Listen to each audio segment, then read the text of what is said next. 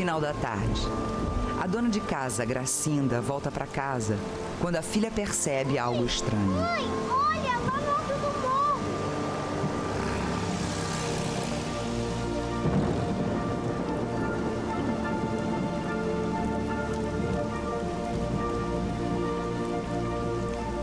O que é aquilo, mãe?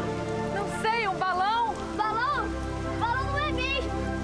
Aquele vídeo que eu não No mesmo morro e no mesmo dia da visão, 2 mortes e um grande mistério.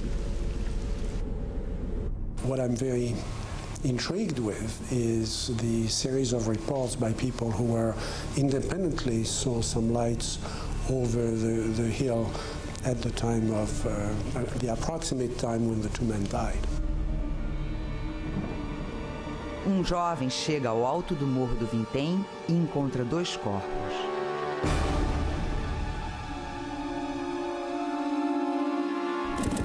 Ele vai até a casa de um policial.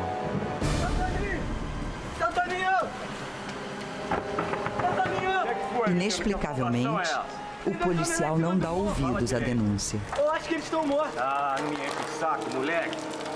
Esse primeiro policial, ele foi inclusive na época questionado se ele teria ido no local, passou a mão no dinheiro que eles tinham e ficou em silêncio. 3 meninos sobem o Morro do Vintém. Ela tá ali. Que é isso, bicho? Vou chamar a polícia. Eles foram correr atrás de Pipa, justamente no local onde a Pipa caiu, era o local que os corpos estavam. A comunicação é feita no final da tarde.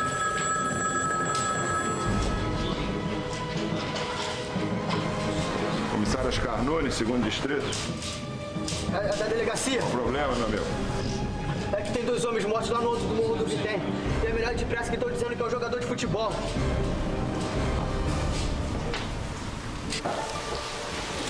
O repórter Mário Dias está de plantão no jornal.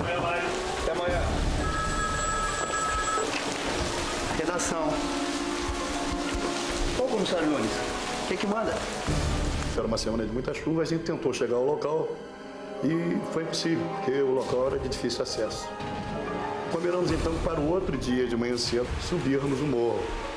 Policiais, bombeiros e o repórter Mário Dias levam mais de 2 horas para chegar ao topo do Morro do Vintém. E a gente chegou até aqui. Onde está esse marco de ferro hoje? Era um marco de cimento para uma demarcação de lotes, se eu não me engano. E eles foram encontrados por aqui.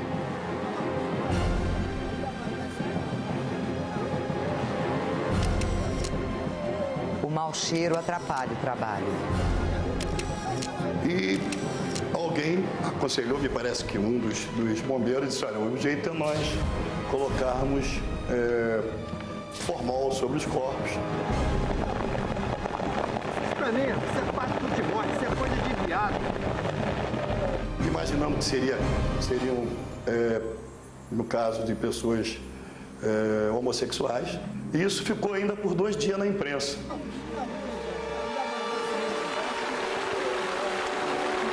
É estranho. Além da necrose, ele não tem nenhum ferimento.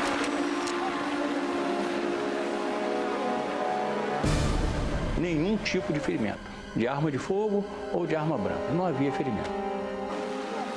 Nunes, Ferreira, o que é isso? Por que servem essas máscaras? Isso é ferro, é chumbo? I don't know of any other case where victims were found with lead masks. Que a radiação, quando ela vai realmente atingir o ser humano, ela atinge diretamente, ou através da pele ou através dos olhos. Então, quando você protege os olhos, você está trabalhando com outro plano, que seria o plano, como ele chama, do terceiro olho, que seria o centro, né, de receber a luz de outra dimensão. E por aí foi uma moenda. Foi só aumentando a coisa, a ponto de vir gente se não me falha a memória, do Japão, da França, não sei mais de onde, atraído pelo assunto máscara de chumbo E até hoje ninguém teve uma solução.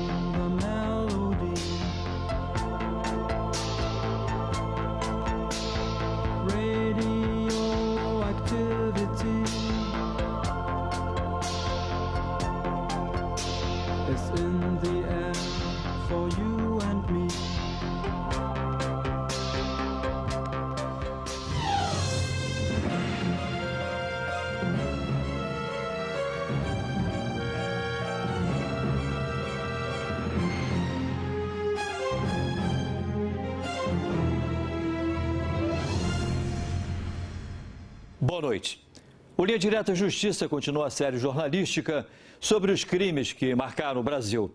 Hoje, você vai conhecer a história de Miguel e Manuel, 2 técnicos de televisão encontrados mortos em 1966, no alto de um morro em Niterói, no Rio de Janeiro. Eles saíram da cidade de Campos, no interior do estado do Rio, dizendo que iriam para São Paulo. 38 anos depois, ainda não se sabe como e por que eles morreram. Experiência espiritual, contatos com seres extraterrestres ou um roubo perfeito?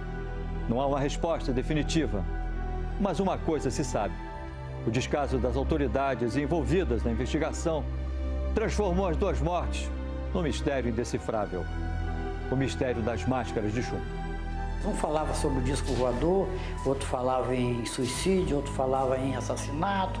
E acabou nessa confusão que está aí, que nós estamos hoje, não temos uma conclusão. It's still one of the most puzzling cases in the archives of UFO investigation.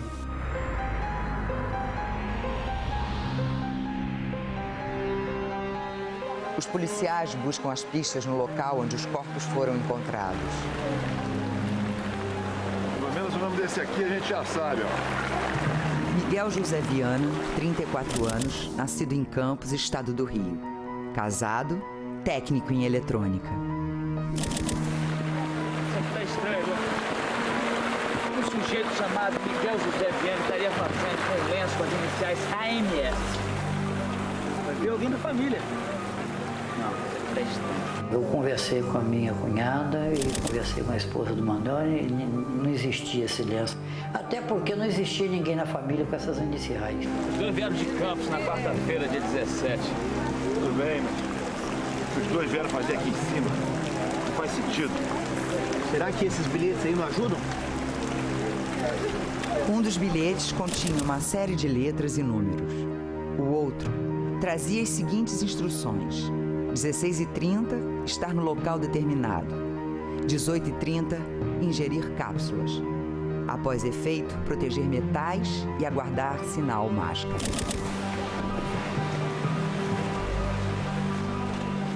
Tá na cara que eles pretendiam voltar. Senão não teriam pego o vale do casco de água mineral. Agora a gente tem que saber o que eles queriam fazer com essas toalhas, né? Nunes, descobri o nome do outro, ó. Manuel Pereira da Cruz, 32 anos. Nascido em Campos, estado do Rio.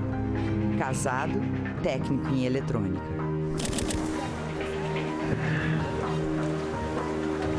Sabe o que eu acho intrigante? Esses sujeitos estão mortos aqui há pelo menos uns 3 dias. Esse lugar é cheio de urubu, de ratos. Como é que não foram atacados? Vai ver, não aprovaram o cardápio. Pois é. O bicho tem instinto. Vai ver farejar alguma coisa estranha. Você tá querendo dizer veneno? Pode ser. Isso aqui é folha de pindoba, ó. Já tentaram cortar isso aqui alguma vez? Tudo pra chuchu. Duríssimo. Alguém encontrou um facão por aí? Não, nem canivete. Os corpos de Miguel e Manuel chegam ao Instituto Médico Legal de Niterói. A investigação teria um prosseguimento normal se, por coincidência, naquele dia, 21 de agosto, não tivesse sido assassinado um detetive de nome Hilton Magalhães, que à época era o chefe do Departamento de Segurança Pessoal da Delegacia de Vigilância. Os policiais exigem a liberação do corpo do detetive assassinado. Um funcionário, conhecido como Maneca, tenta atendê-los.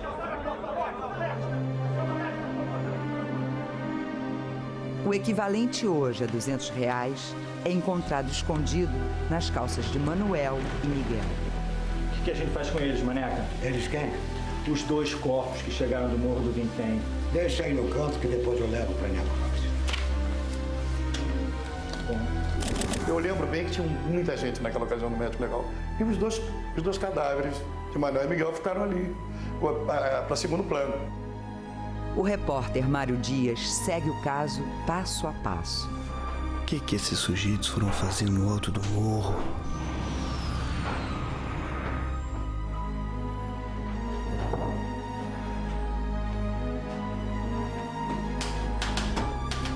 A polícia está investigando e acredita que foi pacto de morte. Mas eu tô achando tudo muito estranho. Enquanto o irmão de Miguel reconhecia os corpos em Niterói, em Campos, interior do estado do Rio, onde Miguel e Manuel moravam, os policiais investigavam os passos deles nas últimas 24 horas que antecederam a morte dos 2. Veja o que os policiais descobriram.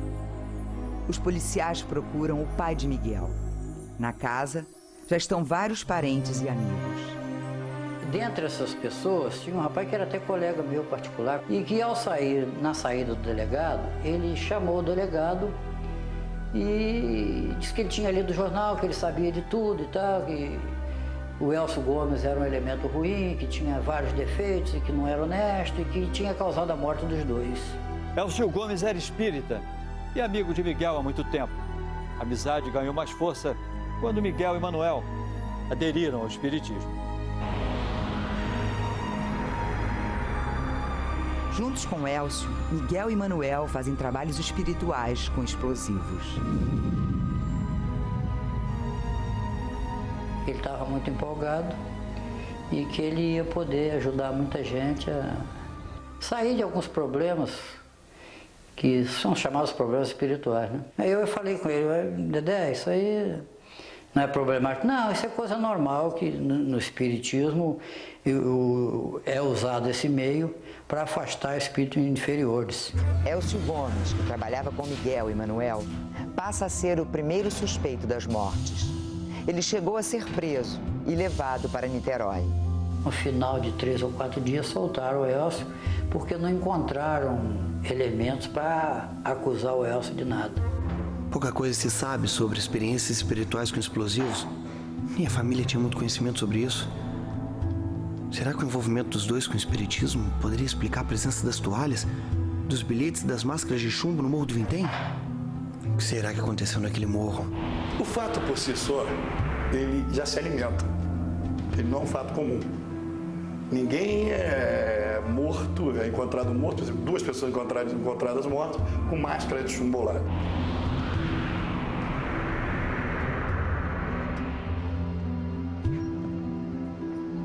Manuel diz à mulher que no dia seguinte vai com Miguel para São Paulo.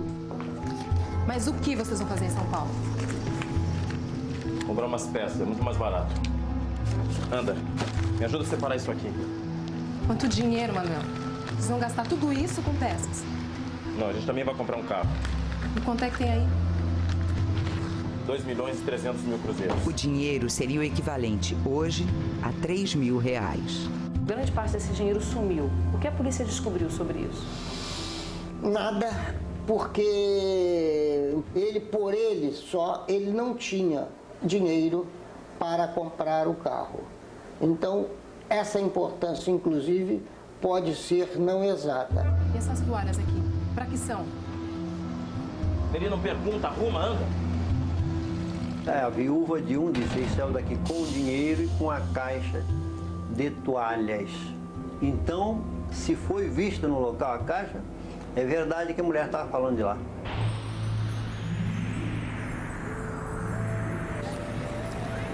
Miguel e Manuel, em vez de saírem de Campos, onde moravam, para São Paulo, viajam até Niterói. Pouco antes da partida, Miguel encontra uma sobrinha. Oi. Tá indo pra onde, tio? Pra São Paulo. Vai fazer o que lá? Comprar um carro. Em São Paulo? Por que você não compra aqui? É mais barato. Eu preciso saber de uma coisa. Depois, quando eu voltar, eu te encontro se eu acredito mesmo nessa história de espiritismo ou não. Horas depois, Miguel e Manuel estariam mortos. Agora, o que me causa estranheza até hoje, o que levou Miguel e Manuel a terem coragem de subir o Morro do Vintém, num local de mata fechada, certo? Para fazer esse tipo de experiência. 5 dias depois das mortes, os corpos de Miguel e Manuel foram liberados do Instituto Médico Legal. A liberação foi feita de forma irregular.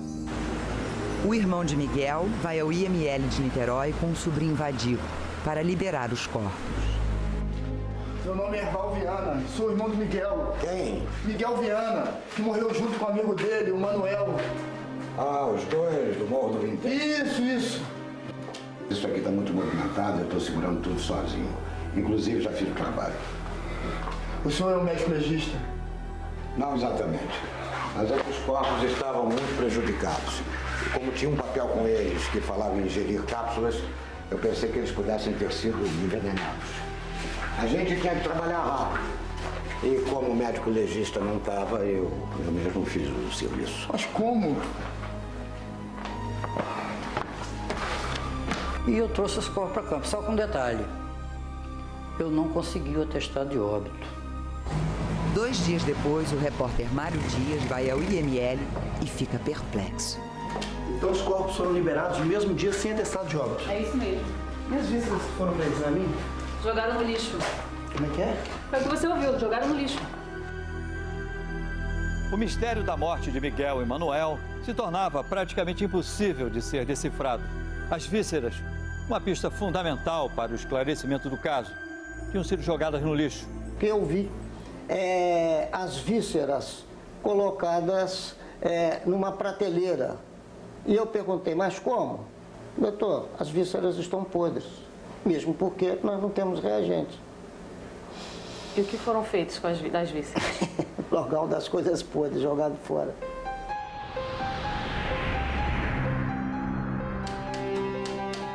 O irmão de Manuel volta ao IML para pegar o atestado de óbito com o legista Astor Pereira de Melo. Só que na hora também dele me entregar o atestado, eu senti que ele ficou em dúvida o que colocar no causa-mortes. Dizia o seguinte: em face do estado de decomposição avançado, não foi possível testar a causa-mortes. Quem era o médico que estaria de plantão? Doutor, se não me falha a memória, tem quase que certeza, doutor Astor Pereira de Melo. Dias depois, Erval descobre que os bilhetes encontrados no bolso de Miguel tinham saído da oficina do irmão.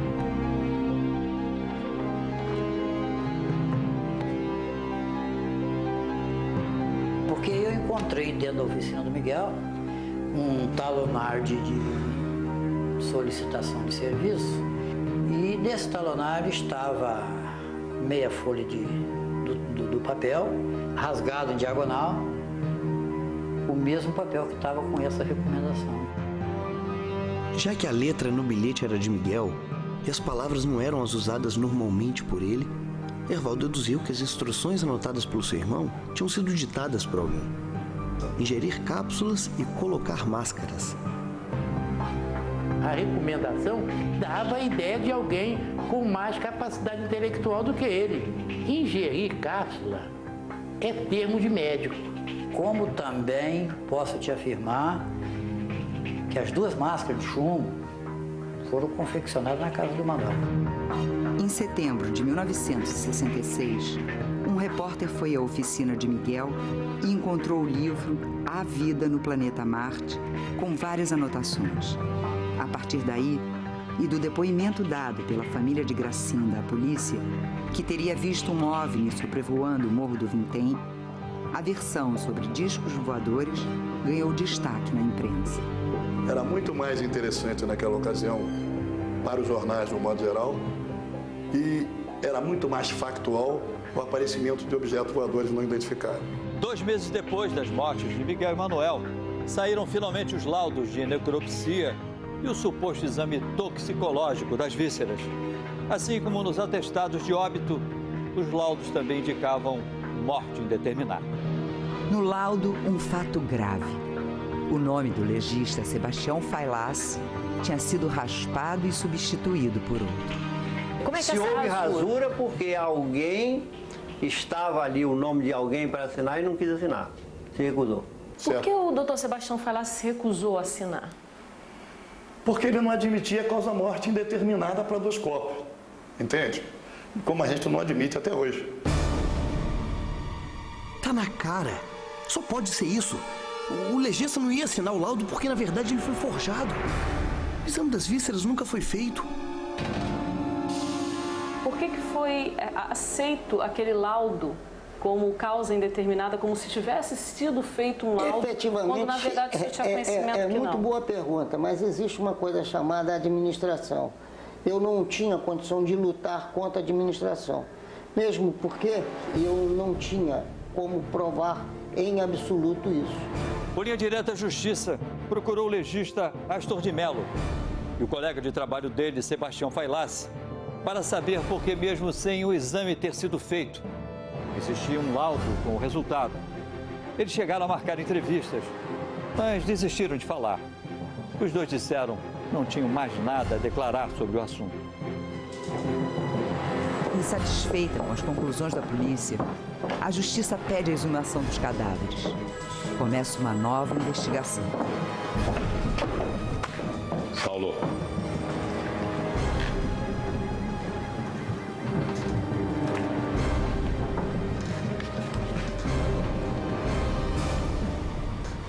Agora é com a gente.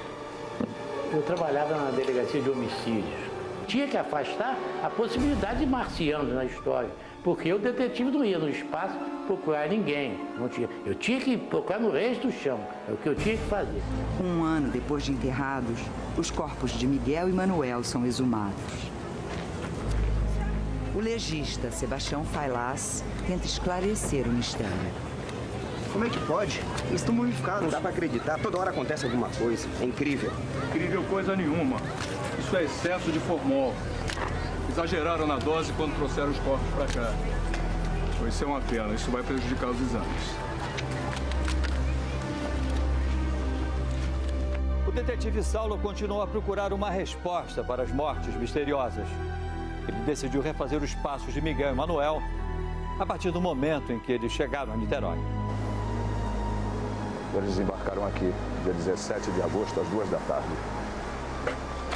Desceram do ônibus, seguiram até a cidade.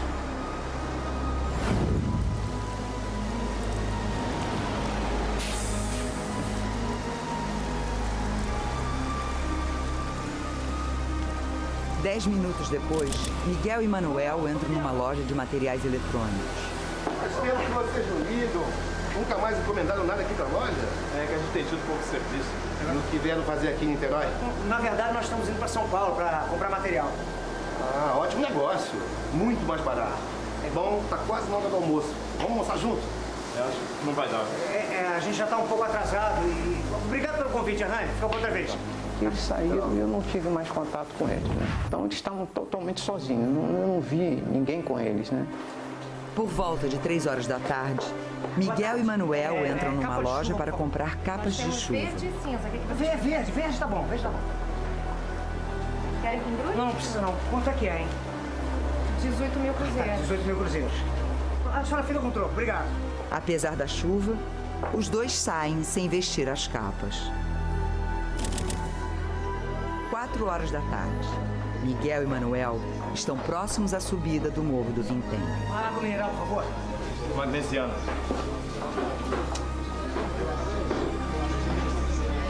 Vão querer o vale do casco? Sim, senhora, mais rápido, por favor.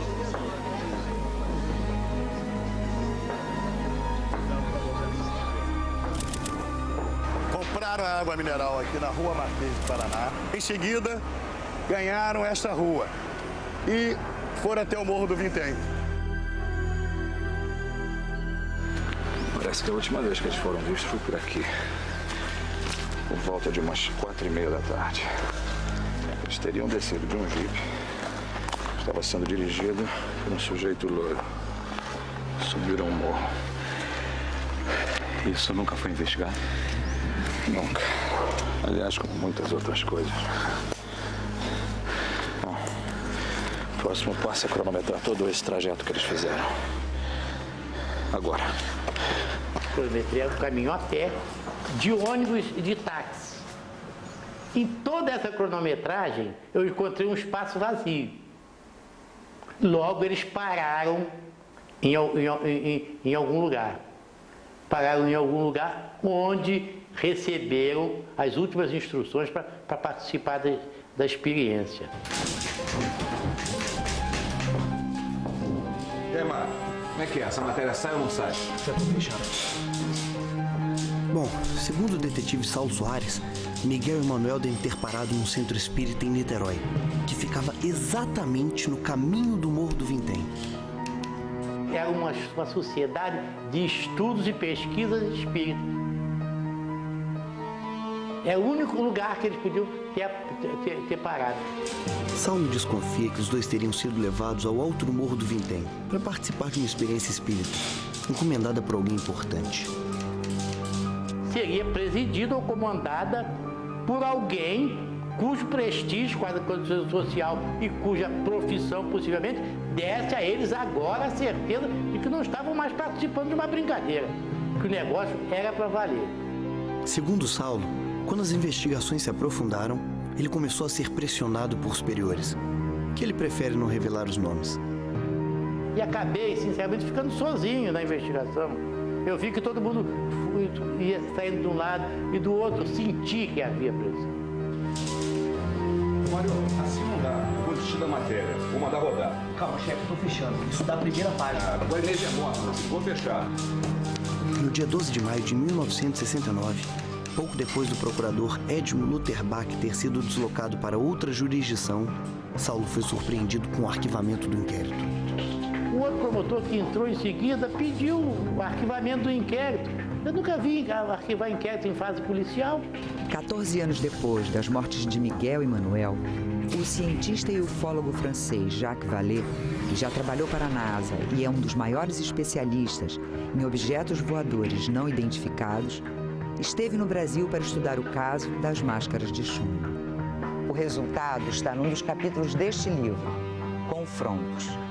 O Linha Direta Justiça foi a cidade de São Francisco, nos Estados Unidos, onde Vallée mora atualmente. Segundo Vallée, o diretor Steven Spielberg inspirou-se nele ao criar o personagem interpretado por François Truffaut no filme Contatos Imediatos de Terceiro Grau. Let's go.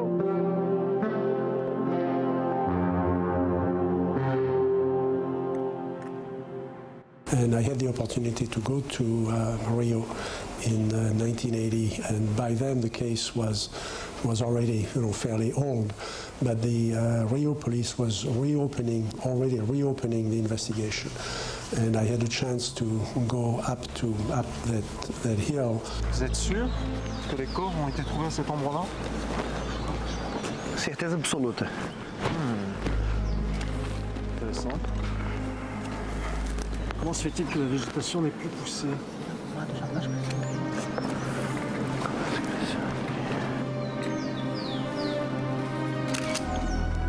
What we saw was, of course, the vegetation had changed somewhat, but the spot where the bodies had been found was still bare. I mean, there was no grass there. It was, very clear that something very, very unusual had happened there.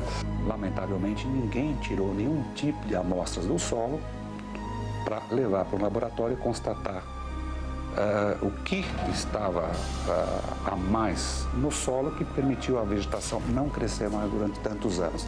Pode ser uma radiação que é de um outro sistema que ocorreu nesse local e que os aparelhos infelizmente, da época de 1960, não puderam realmente detectar.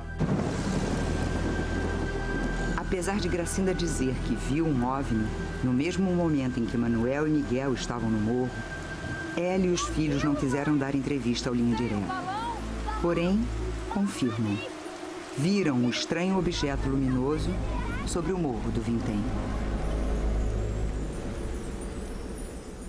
Mas afinal, como e por que morreram Miguel e Manuel?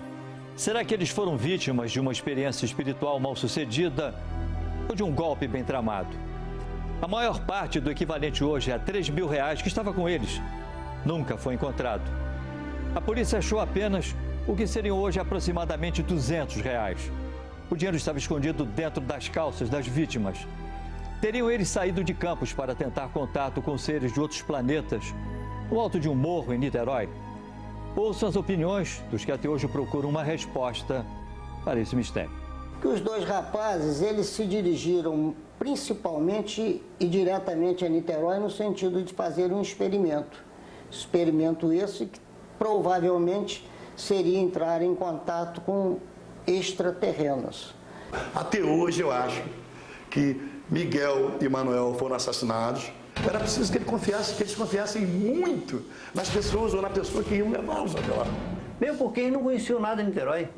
Como é que esses homens vão chegar à rodoviária e vão lá naquele morro lá fazer uma experiência? É um acidente de percurso.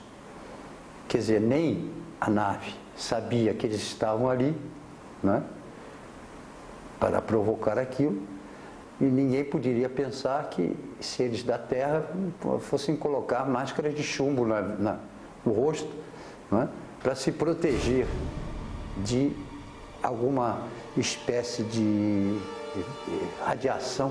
Evidently, they were part of a group that was doing experiments of some sort. Experiment with electronics and also experimenting with explosives. Whether that was related to their belief in extraterrestrials, I don't think anybody knows the answer. Em 1981, o detetive Saulo tem a sensação de estar levitando no quarto de um hospital próximo ao Morro do Vintém. Ele se internou para operar o estômago e sofreu um princípio de choque anafilático.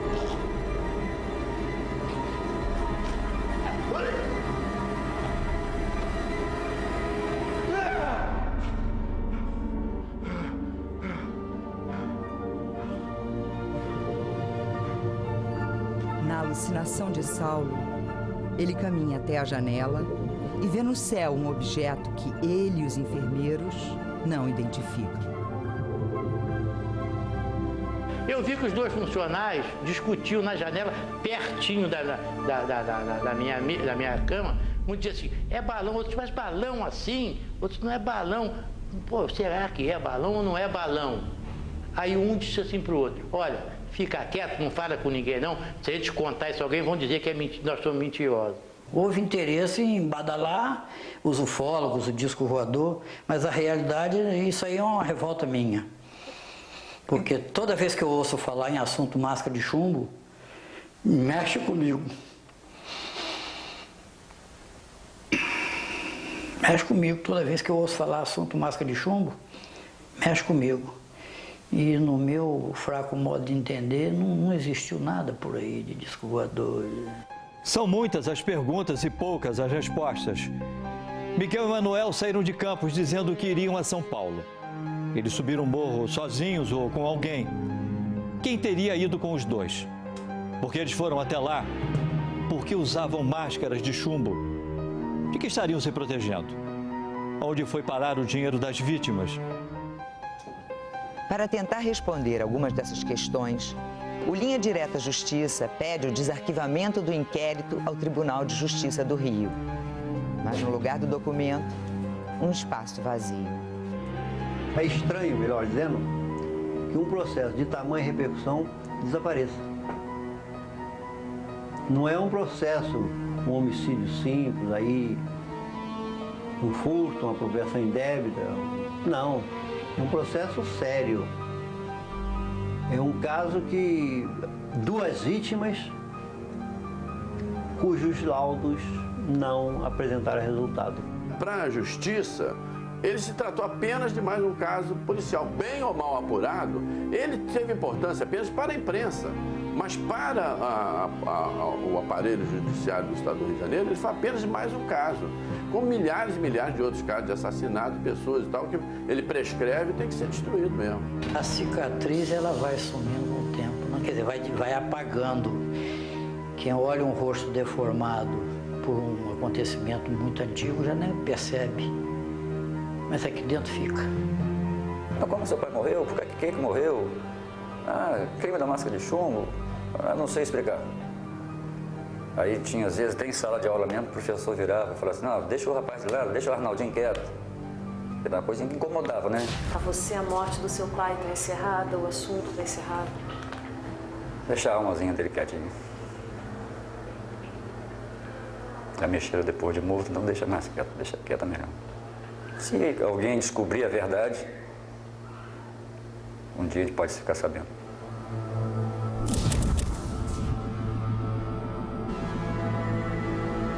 E 38 anos depois, o caso das máscaras de chumbo continua um mistério absoluto e indecifrável.